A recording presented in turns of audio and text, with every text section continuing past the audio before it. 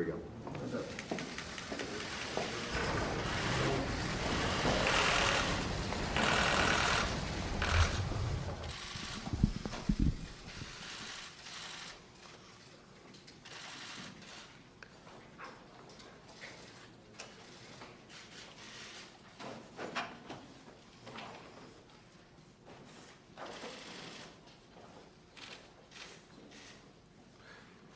Last night, the United States brought the world's #1 terrorist leader to justice.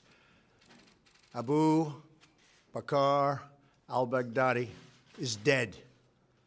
He was the founder and leader of ISIS, the most ruthless and violent terror organization anywhere in the world. The United States has been searching for Baghdadi for many years.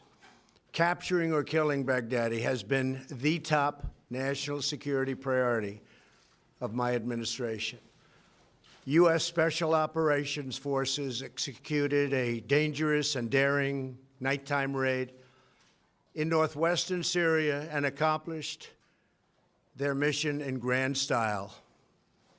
The U.S. personnel were incredible. I got to watch much of it.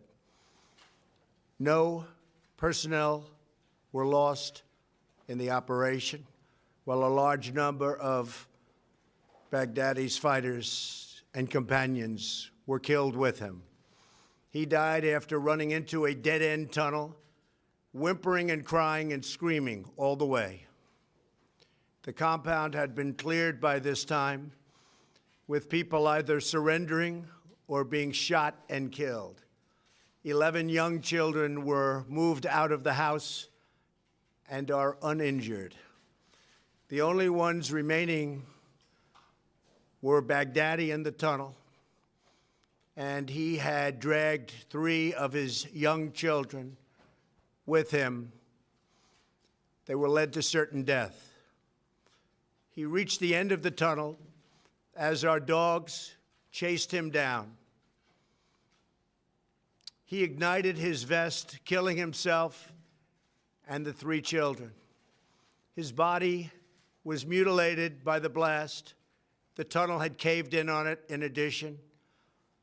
But test results gave certain, immediate, and totally positive identification. It was him.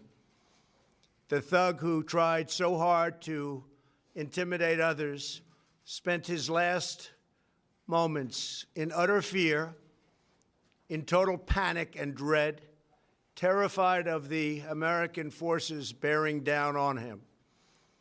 We were in the compound for approximately 2 hours, and after the mission was accomplished, we took highly sensitive material and information from the raid, much having to do with ISIS, origins, future plans, things that we very much want.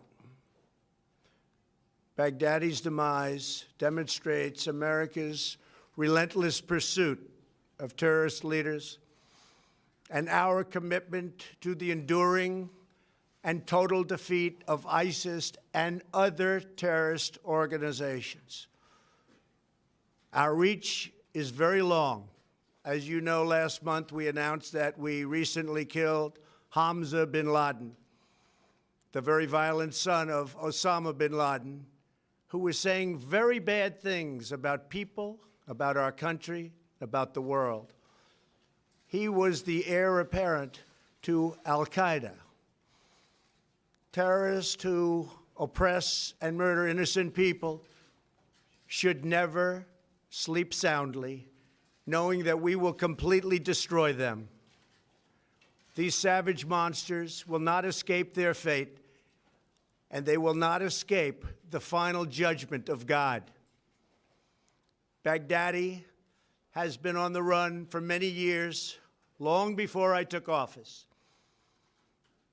But at my direction, as Commander-in-Chief of the United States, we obliterated his caliphate 100% in March of this year. Today's events are another reminder that we will continue to pursue the remaining ISIS terrorists to their brutal end That also goes for other terrorist organizations. They are likewise in our sights. Baghdadi and the losers who worked for him, and losers they are. They had no idea what they were getting into. In some cases, they were very frightened puppies. In other cases, they were hardcore killers. But they killed many, many people. Their murder of innocent Americans, James Foley, Steven Sotloff, Peter Kasich, and Kayla Mueller, were especially heinous. The shocking publicized murder of Jordanian pilot, a wonderful young man, spoke to the king of Jordan. They all knew him, they all loved him.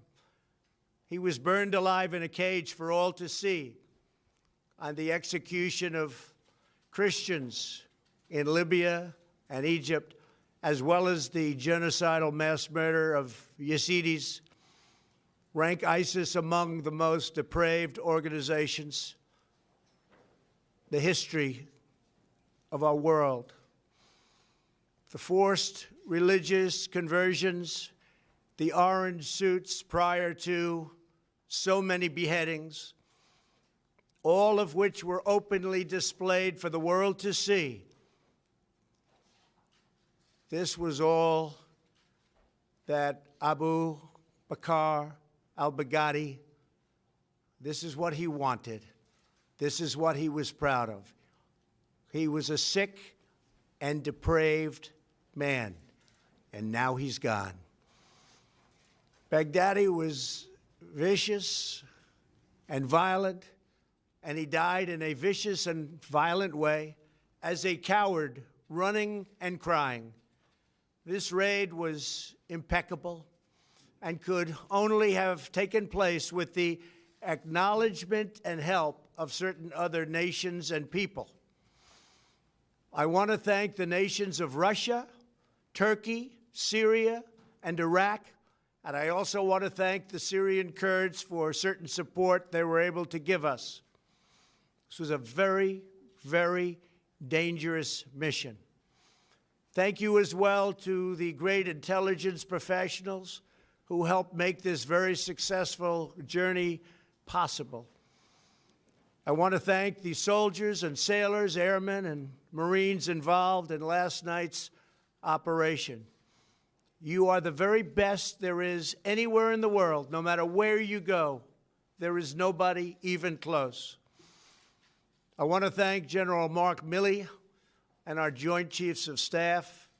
And I also want to thank our professionals who work in other agencies of the United States government and were critical to the mission's unbelievable success. Last night was a great night for the United States and for the world.